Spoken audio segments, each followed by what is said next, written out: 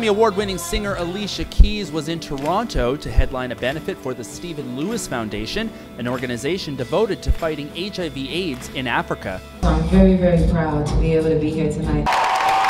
The event was called Hope Rising. The sold-out concert featured a lineup of celebrity hosts and entertainers, including Gloria Rubin, Rufus Wainwright, Holly Cole, Jully Black, and Kanon.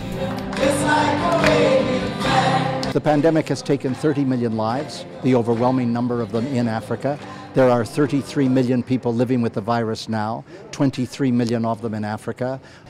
It's tough. It's really tough. The Stephen Lewis Foundation has been working to turn the tide on HIV/AIDS in Africa for nearly a decade. Its work supports grassroots organizations that help millions of Africans gain access to AIDS medications, counseling, and health care. They're going grassroots. They're not just infiltrating, sending a whole bunch of people to change the community and saying we have the answers. They're actually empowering the people locally. Empowering people to fight a deadly disease that has left thousands of African children without parents. Often it is the grandmothers in these communities who look after these abandoned children, despite having little food or money. It's one heartbreaking image actress Gloria Rubin remembers from her last retreat to South Africa. The image of grandmothers having to care for numerous grandchildren, they're tired. They're tired, but they're so still effervescent in a way. You know, they're so kind of full of life, and they have nothing. I've seen the devastation.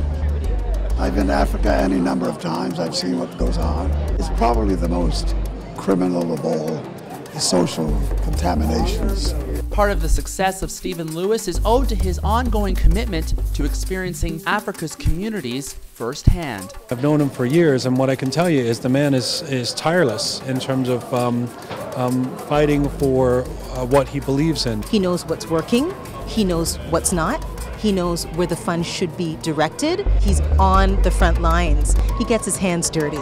A man constantly reminding the world that HIV/AIDS still affects everyone. My very closest friend died of AIDS in the 80s, and that was when AIDS was not manageable. I have a younger brother, and he has HIV.